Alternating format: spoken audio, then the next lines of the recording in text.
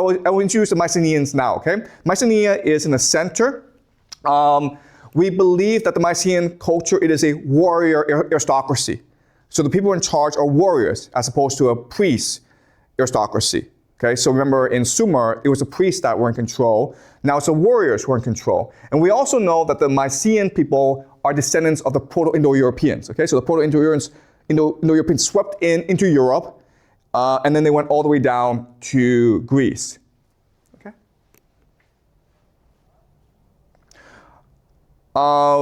And as you can see, Mycenae is really important because it's the center of all trade. At this time in history, the easiest way to get around the Mediterranean is by sea, okay? Land, it's very costly, it's very slow, and there's lots of bandits. So sea is the best way. So in this system, the best way to make money is actually piracy. So as you can see, there are lots of islands scattered around Greece. And so the Greeks in the beginning were mainly pirates, okay? So the people who invaded Troy during the Trojan War were pirates, okay? The Mycenaeans were famous for being pirates, okay? So as you can see, this is a much clearer map. Mycenaean civilization, they had pottery, they had olive oil, they had certain goods for trade, but mainly it was really about transportation, logistics, piracy, and controlling trade routes, okay? That's why Mycenae was so important at this time. This is Troy, by the way, okay? And as you can see, during the Trojan War, what happened is you have different people of Mycenae go attack Troy because it's such a strategic location, right? If they're able to control Troy, they control the entire Aegean Sea. Okay? Okay, so this is an artist rendition of what the Mycenaean civilization looked like. It is what we call a palace economy, meaning all the center of the economy was a palace. What would happen is that all the farmers had to give the palace their food, and the palace would then take this food and redistribute it to the artisans, okay? People who made pottery, people who made clothing and textiles for trade purposes, okay? So it was a control and command economy center of the palace, okay? This is what the palace looks like. This is what their economy looks like, okay? So all the food would go to the palace, and the palace would redistribute the food. And the palace would then take the food to give to the artisans to make textiles for trade, okay? And this is what the economy, it was a very simple economy, but it was very effective. It was an extremely wealthy place. This is a gold mass, okay? Gold is very rare, as you know, and they turn it into a king. Some have speculated this is the mass of Agamemnon, who's a major character in the Iliad. We'll discuss the Iliad next class. We actually don't know who this is, okay? This is a sword with a gold hilt. So it just shows you how extremely wealthy they are, right? Even the warriors had gold. This is something called the Lion's Gate. So the entrance into Mycenae. This is a very rough time. Lots of wars, lots of piracy. So there's lots of walls. Okay? The other thing about the Mycenaean civilization is their tombs are very, very elaborate. Okay, this is the entrance into one of their tombs. Over time, we see the tombs become more and more elaborate, so we know that over time they became a much more wealthy civilization. Okay, this is what their tombs look like. They're huge places.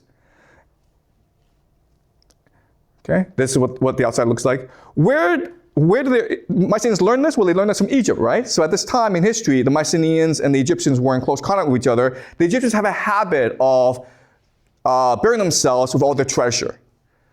Okay, so this is their coffin. This is a mastaba, which is their tomb. Okay, as you can see, it's huge. It's almost as big as a house. So the question then is, why would they do that, okay? We've discussed it previously where throughout most of human history, we've understood that this is a material realm, and then once we die, we go off to the spiritual realm. Guess what, guys? You can't take your money with you. So why are you burying your money with you? Right? Okay, this is a mastaba, okay? As you can see, it's a very elaborate, ornate place. And the Egyptians were known for this. But also China, right?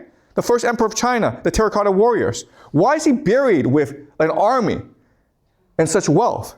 That makes no sense. If you die, you die. So why is this happening? So the argument I want to make to you is that this is happening because money, capital, too much of it changes the fundamental chemistry of the brain. It makes you crazy. Okay, so let's do a thought experiment. Okay, the thought experiment is this. Let's just say Satan were to come into this room and said, "Hey, I'll give you guys $1 billion, but you have to live forever and you have to be my slave forever." We'd be like, "No, why would we want that? You know, like to have $1 billion, but then be a slave for all of eternity, like Satan? No." But okay, let's assume we are the richest people on earth. We all have $10 billion, right? Now Satan says to us, "You know what? $10 billion is a lot of money. I'm sure you enjoy your life, but you're gonna die. And when you die, you can't take that money with you. But hey, I can make you live forever. I will let you keep this money, but you have to be my slave for all of eternity. Do you agree?" We would agree. That's the difference. You see what has happened, right? Money makes people crazy. All right. So bronze. Okay. So remember, bronze started off as just a weapon in order to obtain power. But then over time, as powerful people became more stable in their lives, they used bronze to make jewelry and pottery to show their status, okay? And then over time, because rich people wanted it, everyone wanted it, and so bronze just became a currency, wealth. And it was just easy to store, universally recognized, and mobile. And this happened over centuries, over hundreds of years. Okay, that's a pattern here. All right, so this is a map, a table that shows you how capital is formed. Okay, so capital needs to have universality. The more people want it, the more valuable it is. It has to be able to be. It has to store value. Okay, it has to be permanent. Okay, does that make sense? It has to be mobile. It has to be available. Okay, it has to be rare enough. So once it has these different elements, then it becomes a currency. So if you just look at history, we've used different sources of currency. So we have seashells, cattle, grain, women, slaves, drugs, oil, bronze, gold, and US dollar. We've always had money as a concept, okay? But money, for most of human history, signified a debt that could not be paid off.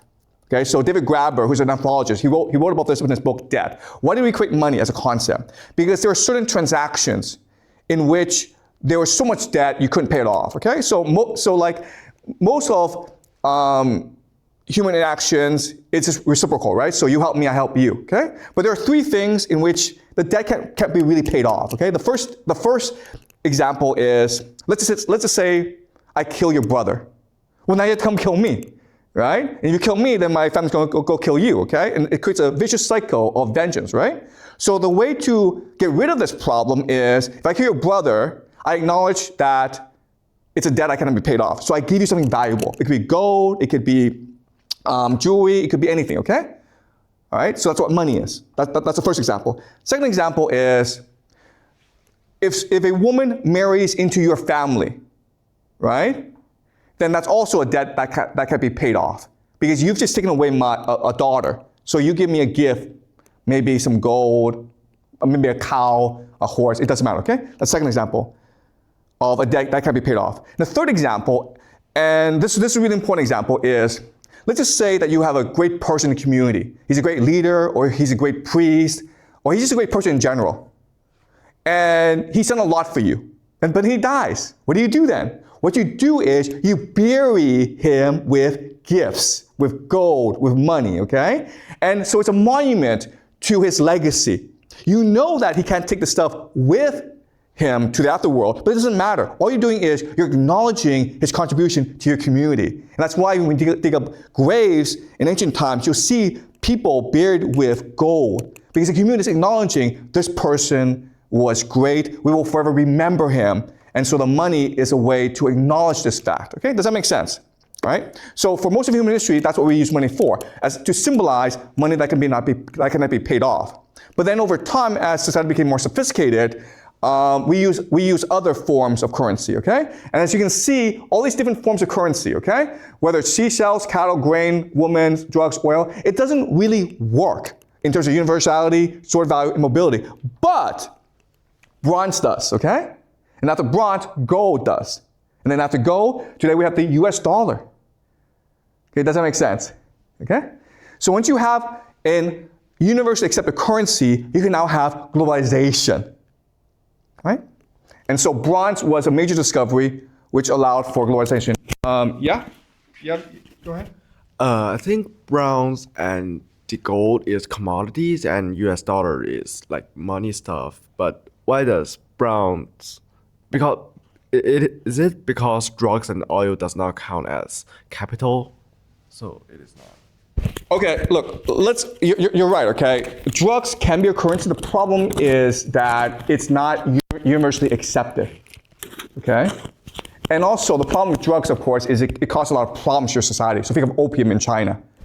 And it's hard, it creates a lot of problems. So it can't be universally accepted. In fact, most countries would ban drugs. But at the same time, you're right in that it is valuable. It's a store of value. So you guys don't know this, but there are lots of governments that have secret supplies of drugs. Because if the world falls apart and you need to rebuild society, you need wealth, right? So gold, you need gold, but guess what? Drugs is also a form of wealth because people want it, okay? People crave it, all right?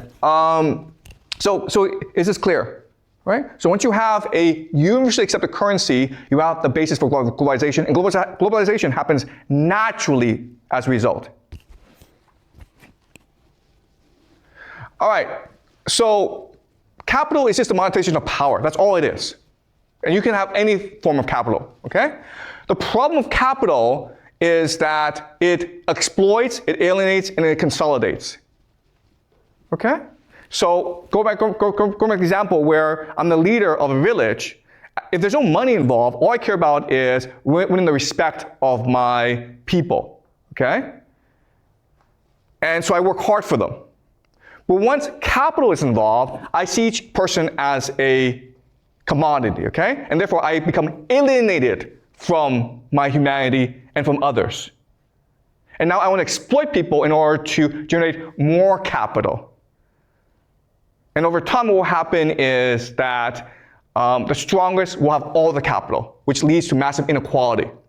So the only result of capitalism is, one, massive inequality, corruption, immorality, okay, and alienation, anger, indifference. And this is the world we live in today.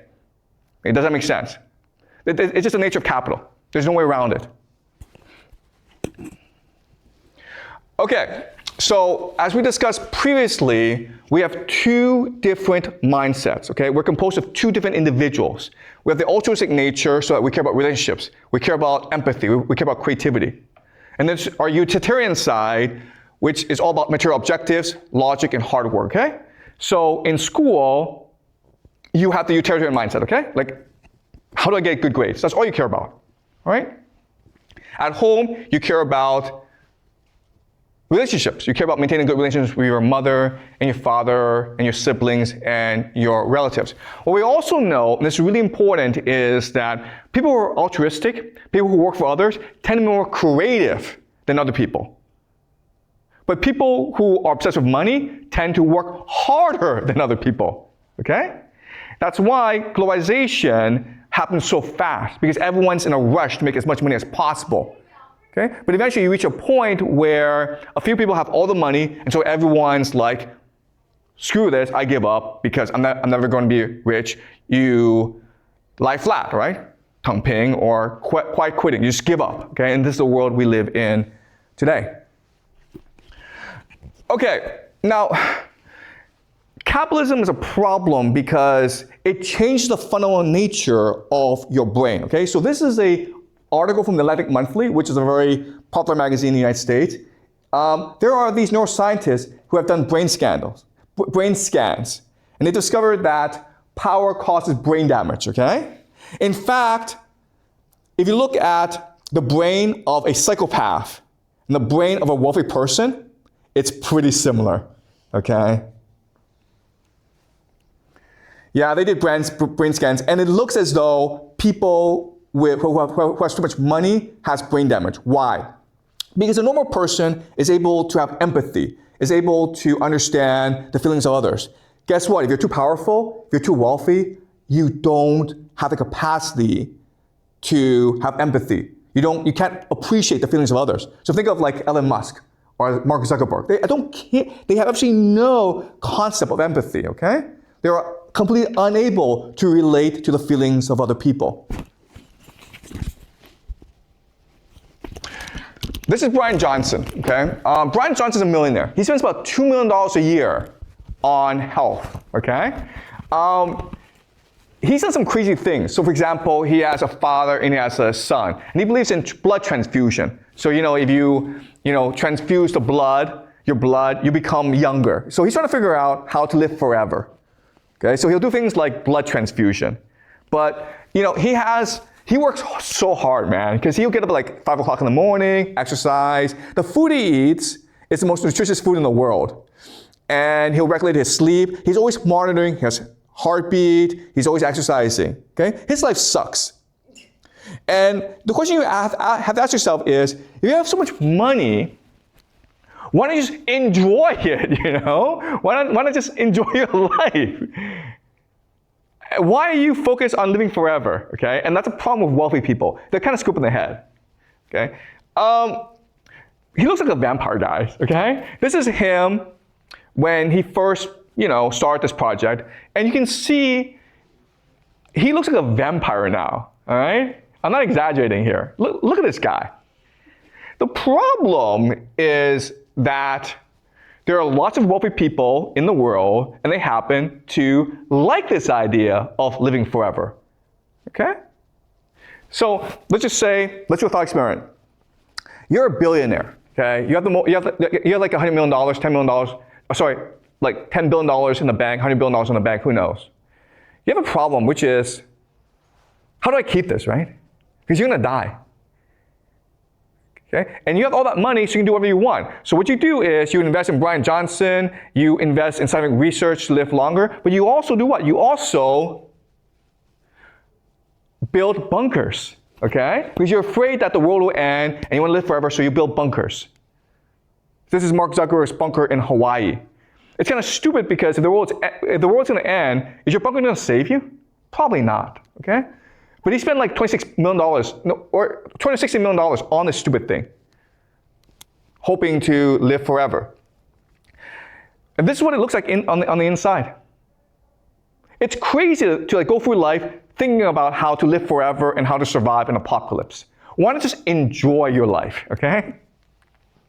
They also join secret societies.